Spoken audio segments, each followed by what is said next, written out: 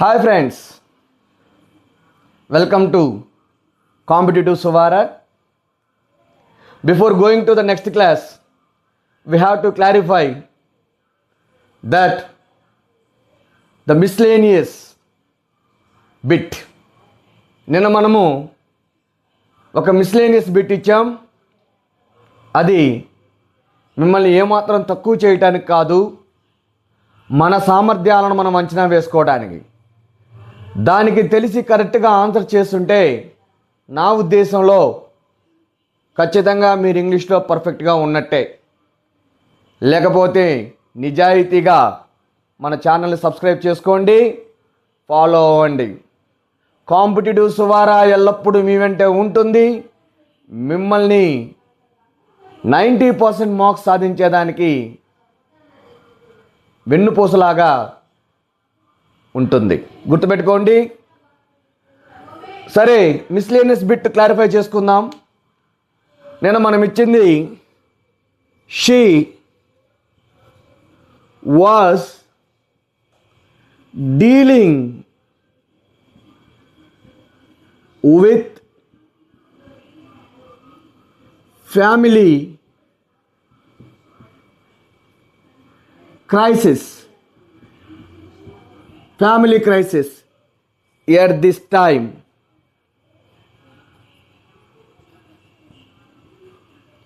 ఇది నిన్న మనం ఇచ్చినటువంటిది.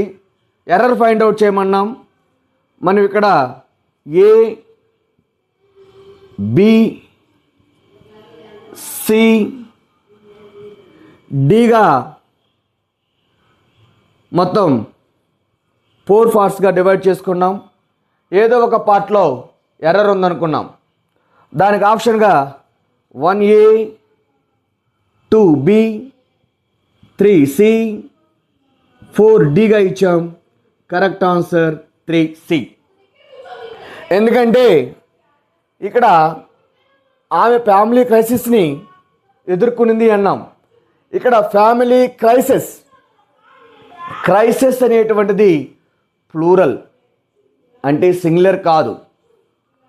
ఇక్కడ మనము యాక్చువల్గా గ్రామటికల్గా ఆమె ఎదుర్కొన్నటువంటిది ఒకటే కాబట్టి ఫ్యామిలీ క్రైసిస్ కాబట్టి ఈ క్రైసిస్ అనే పదానికి బదులుగా క్రైసిస్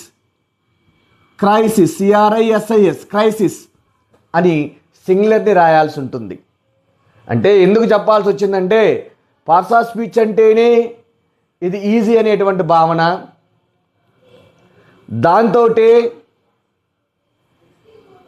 ఇక దానివైపు చూడటానికి కూడా మనకు మనసు రాదు, వినటానికి అంతకన్నా రాదు.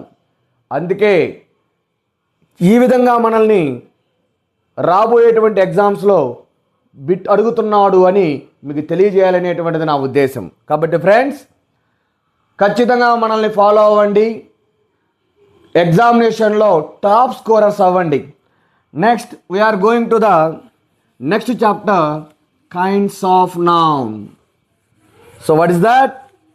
Again kinds of noun. Kinds of noun. Kinds of noun. Noun అంటే నిన్న చెప్పుకున్నాం, it's a naming word. It shows the names of person, place, thing etcetera. వ్యక్తి, వస్తువు, స్థలము లేదా మొదలైన వాటి యొక్క పేర్లను తెలియజేసేది. It's a naming word. పేర్లను, ఏదేని పేర్లను తెలియజేసేటువంటిది నౌన్ అవుతుంది. మరి ఈ నౌన్ని వి again divided this noun into 5 kinds. మళ్ళీ 5 రకాలుగా డివైడ్ చేసుకుంటాం. అవి కూడా మీకు తెలుసు. ఏందయ్యి? Proper noun, common noun, collective noun, material noun, abstract noun. అబ్బో, బాగానే ఉంది. కానీ కొంతమందికి ఈ నౌన్లో కొన్ని పేర్లు గుర్తుంటాయి, కొన్ని పేర్లు గుర్తుండవు. అలాంటి వాళ్ళ కోసం ఈరోజు మన కోడ్ బాబా, కోడ్ ఉందమ్మా మనకి. ఇక్కడ ఏంటంటే క్యాప్సియం.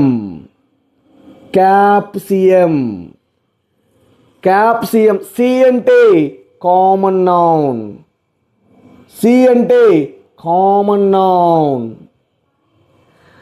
ఏ అంటే abstract noun.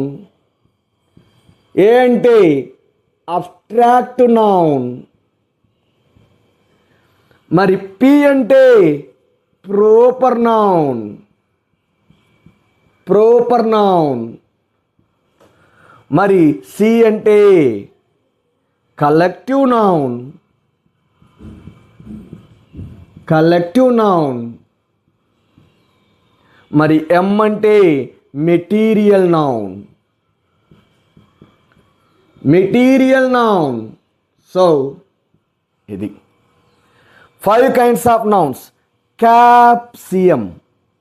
Capsium. Common noun, abstract noun, proper noun, collective noun, material noun.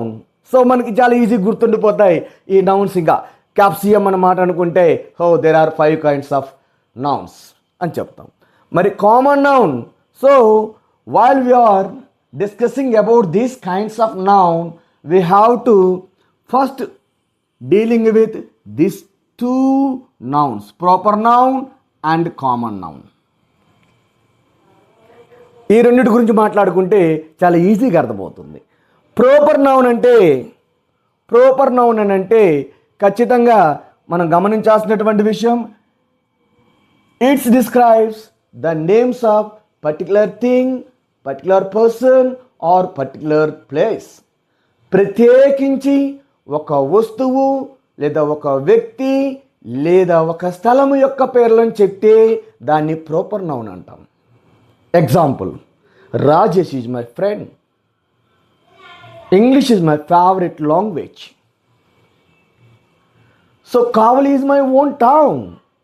ఇక్కడ కావలి, ఇంగ్లీష్, రాజేష్ ఇవి ఖచ్చితంగా ఒక వ్యక్తిని ప్రత్యేకించి చూపించేటువంటి పేర్లు కాబట్టి దాన్ని ఏమంటామంటే మనము రాజేష్ని కానీ లేదా ఇంగ్లీష్ని కానీ లేదా కావలిని కానీ మనం ఏమని పిలుస్తామంటే ప్రోపర్ నౌన్ అని అంటాం. ఏమంటాం? ప్రోపర్ నౌన్ అంటాం. నెక్స్ట్ దీంతో పాటే మనము దానికి అనుబంధంగా ఉన్న కామన్ నౌన్ గురించి నేర్చుకున్నాం. It shows indefinite names of person, place or thing. Okay, ఇది ఏం తెలియజేస్తుందనంటే ఇండెఫినిట్ అంటే ఖచ్చితంగా కానటువంటిది, ఖచ్చితం కానటువంటి వ్యక్తి, వస్తువు లేదా స్థలం యొక్క పేర్లను తెలియజేస్తుంది. అంటే సార్ కామన్గా ఉండేటువంటి వాటి యొక్క పేర్లను తెలియజేస్తుంది. For example Rajesh, here Rajesh is a proper noun. Next indefinite name of Rajesh is a boy or a man. అరే మ్యాన్ ఏదైనా కావచ్చు, మ్యాన్ అంటే ఎవడైనా కావచ్చు, బాయ్ అంటే ఎవడైనా కావచ్చు. ఒక డెఫినెట్గా చెప్పలేం బాయ్ అంటే నువ్వే, మ్యాన్ అంటే నువ్వే అని. అట్లా ఇండెఫినెట్ నేమ్స్ చెప్పేటువంటి దాన్ని కామన్ నౌన్ అంటాం. Here English is a language. There we use the common noun of English is language. So whatever language there are, Telugu language, English language, our constitution recognized 22 languages. అవన్నీ కూడా లాంగ్వేజెసే. కానీ English అనేది ప్రత్యేకంగా చెప్తే proper noun అవుతుంది. ఇండెఫినెట్గా language, భాష అంటే అది కామన్ నౌన్ అవుతుంది. Very good. Next Kavali. It's a town. Kavali is a town. Gudur is a town. Nellore is a town or city. ఇట్లా మనము చెప్పుకుంటే కావలి అనేటువంటిది ప్రాపర్ నౌన్ అయితే టౌన్ అనేటువంటిది ఇండెఫినెట్గా చెప్తుంది. ఏ టౌన్ అని చెప్పదు. టౌన్ అంటే ఏదైనా టౌనే, తెనాలి టౌనే, కావలి టౌనే, గూడూరు టౌనే, నాయుడుపేట టౌనే. ఈ టౌన్ అనేటువంటిది ప్రత్యేకించి చెప్పదు, ఇండెఫినెట్గా చెప్తుంది. కాబట్టి ఈ టౌన్ అనేది కామన్ నౌన్ అవుతుంది, సిఎన్ అవుతుంది. ఈ రాజేషు, ఇంగ్లీషు, కావాలనేటువంటి పిఎన్ అవుతాయి. Proper noun, common noun. Okay, difference అర్థమైందా ఫ్రెండ్స్? చాలా ఈజీ. ప్రత్యేకించి ఒక వ్యక్తి గురించి చెప్తే అది ప్రాపర్ నౌన్. అదే వ్యక్తి గురించి ఇండెఫినెట్గా చెప్తే, ఖచ్చితంగా చెప్పలేకపోతే, కామన్గా చెప్తే అది కామన్ నౌన్ అవుతుంది. Okay right, that is the difference between the proper noun and common noun. Proper noun and common noun. Again, we are going to the middle noun is the abstract noun. Abstract noun. It is also a noun, but it shows the names of quality. It shows the names of quality and action and state of a person or thing. చూడండి, ఇక్కడ గుణము యొక్క పేర్లను చెప్తుంది, పేర్లే కానీ గుణం యొక్క పేర్లను తెలియజేస్తుంది, మరియు పని యొక్క పేర్లను తెలియజేస్తుంది, మరియు స్థితి యొక్క పేర్లను తెలియజేస్తుంది. అలా ప్రత్యేకించి గుణము యొక్క పేర్లను, పని యొక్క పేర్లను, స్థితి యొక్క పేర్లను తెలియజేసేటువంటి నౌన్ని మనం ఏమంటామంటే అబ్స్ట్రాక్ట్ నౌన్ అంటాం. So listen, quality, goodness, handsomeness, ఇవి గుణం యొక్క పేర్లు, క్వాలిటీ యొక్క పేర్లు, యాక్షన్ పని, పర్ఫార్మెన్స్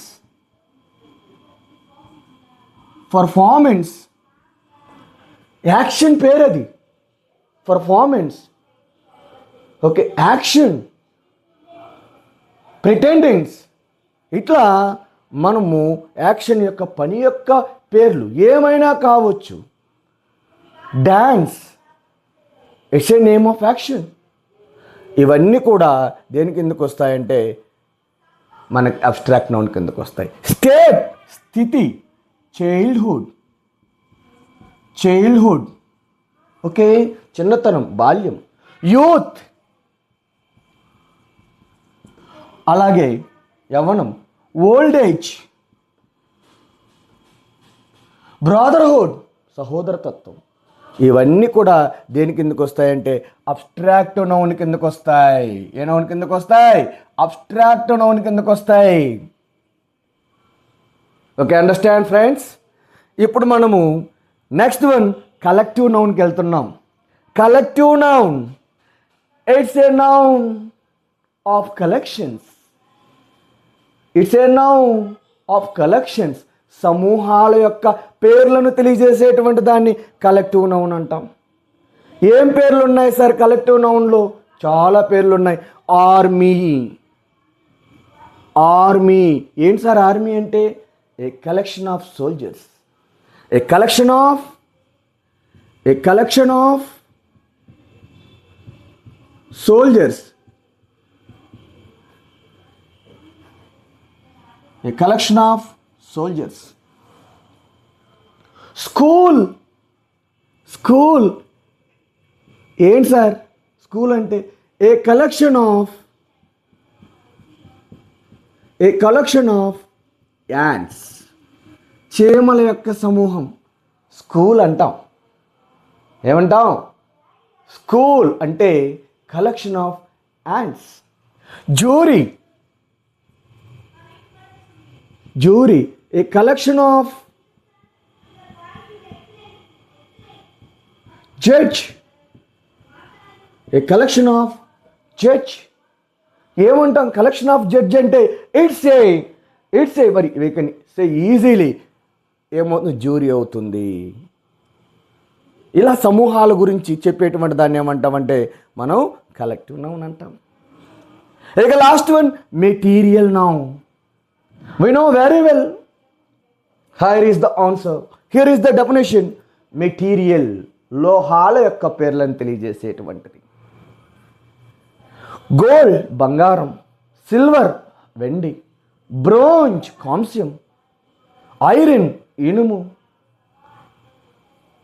మెర్క్యూరీ, పాదరసము. ఇలా వీటి యొక్క మెటల్ యొక్క మెటీరియల్ యొక్క పేర్లను తెలియజేసేటువంటి దాన్ని ఏమంటామంటే మెటీరియల్ నౌన్ అంటాం. So friends, It's very easy. The kinds of noun. There are 5 kinds of noun. There are only 5 kinds of noun. That is the common noun, abstract noun, proper noun, collective noun, and material noun. Of course, if you are hesitated to recollect that, there is a code to us, that is capsium. Capsium. We can easily say the 5 kinds of noun by using this code. Capsium. Okay friends, that's for all today. We are going to the next class tomorrow.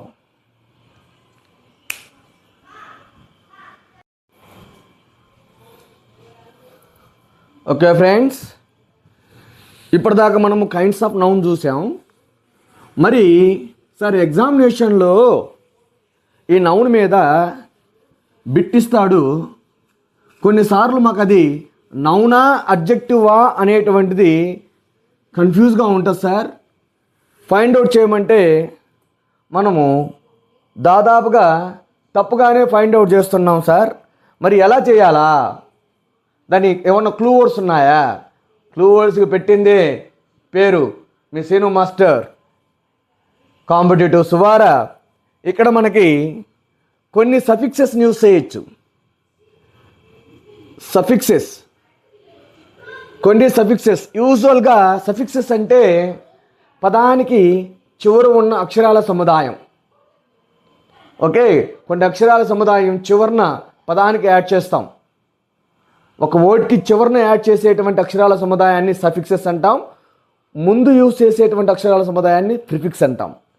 కొన్ని సఫిక్సెస్ని మనం చాలా ఈజీగా గుర్తుపెట్టుకుంటే వాటి ద్వారా అది ఎంత పెద్ద ఓడైనా అది నౌన్ అని ఇట్టే కనిపెట్టేయచ్చు. సార్ అవి ఏముంటాయి సార్ అంటే మనము ఎంఈఎన్టి,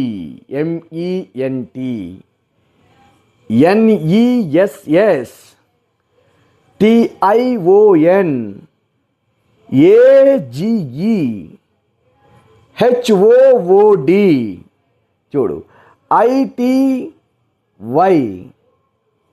ఈఆర్ లేదా ఓఆర్ ఇవన్నీ. అలాగే ఐఎస్ఎం, అలాగే సివై, అలాగే టిఐఓఎన్లోనే ఎస్ఐఓఎన్, అలాగే ఏఎన్సిఈ, ఆర్ఈఎన్సిఈ.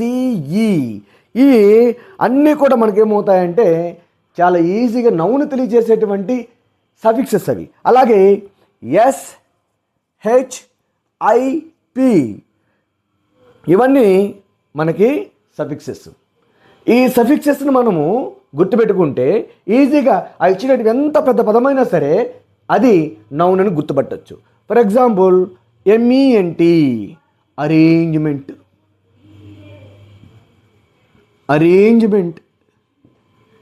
ఏమవుతుంది? ఓ అమ్మ, అరేంజ్మెంట్ అనేటువంటి ఇది ఒక పెద్ద పదం, అది నౌనేనా లేకపోతే ఏమన్నా వెర్బా, అడ్జెక్టివా?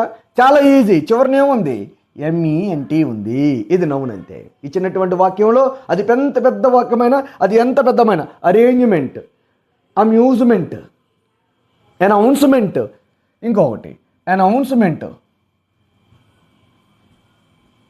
అనౌన్స్మెంట్, ఎంఈఎన్టి ఉంది. అంత పెద్ద పదమైన అది నౌనే. ఈ సఫిక్స్ని పట్టుకొని చెప్పవచ్చు. ఎన్ఈఎస్ఎస్, గుడ్నెస్,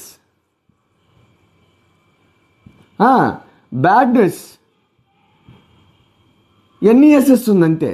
దాన్ని బట్టి అది మనము నౌన్ అని చెప్పవచ్చు. అలాగే ఎస్ఐఓఎన్, టిఐఓఎన్, ఎమోషన్.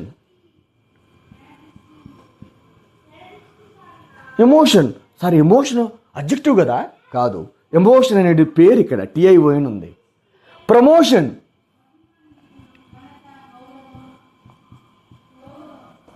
ప్రమోషన్. అలాగా మనం ఏదైనా సరే.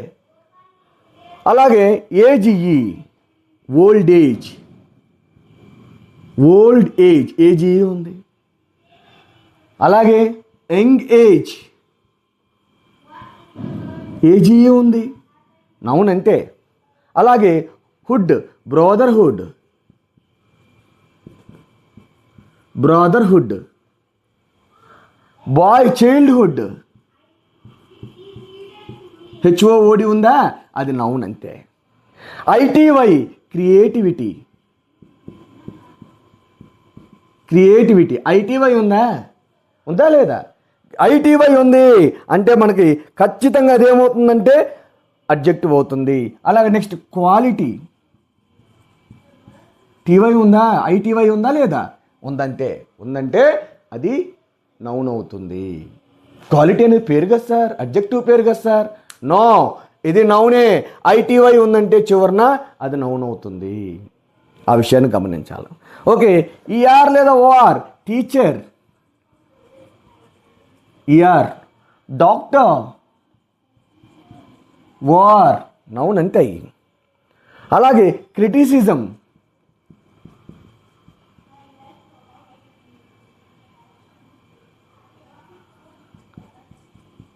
ఐఎస్ఎం ఇజం, క్రిటిసిజం ఏమవుతుంది? నౌన్ అవుతుంది. అలాగే CY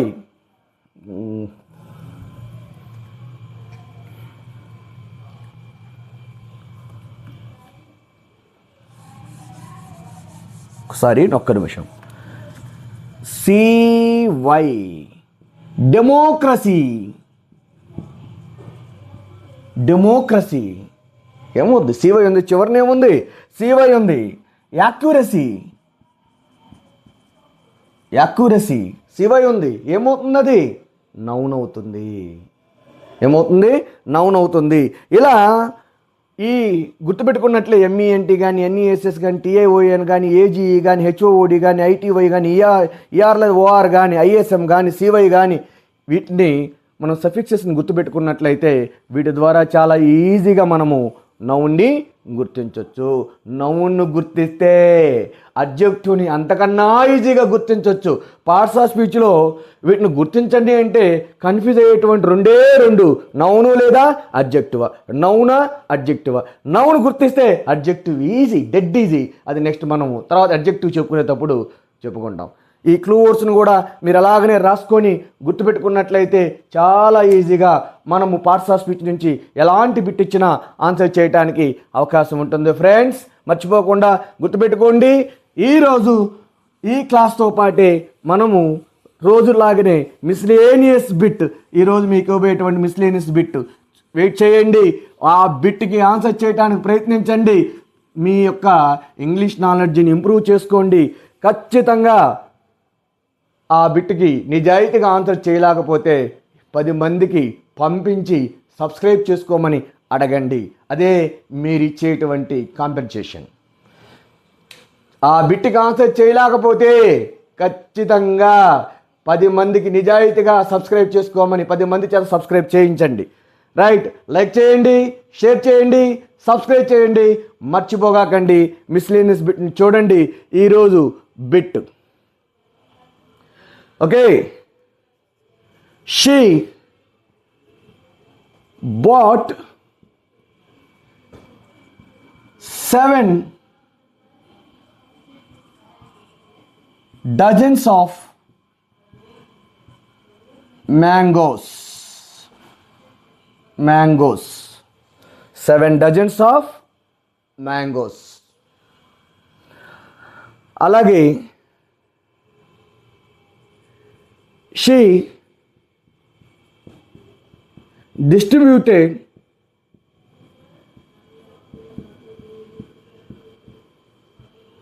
millions of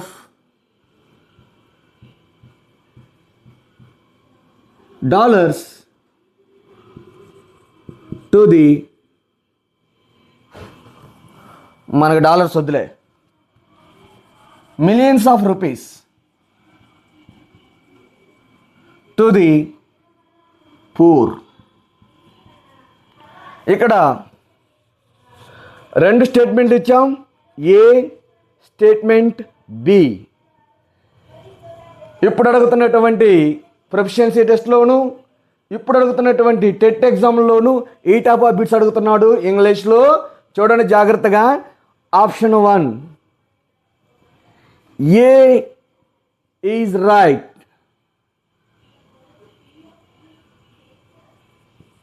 A is right, B wrong. 2. A wrong, B right.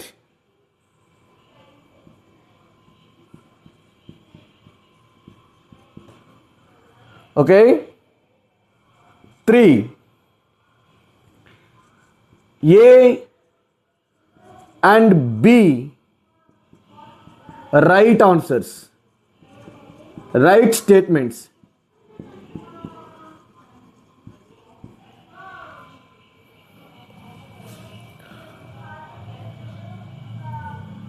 4. Both are wrong. Both are wrong. చూడండి ఈ type of bits. Read the statements carefully. Read the statements carefully and choose the correct answer. There are he given two statements to us. She bought 7 dozens of mangoes, and B statement, she distributed millions of rupees to the poor. So by observing the two statements, we have to find out the correct answer. All of you try and choose the correct answer. And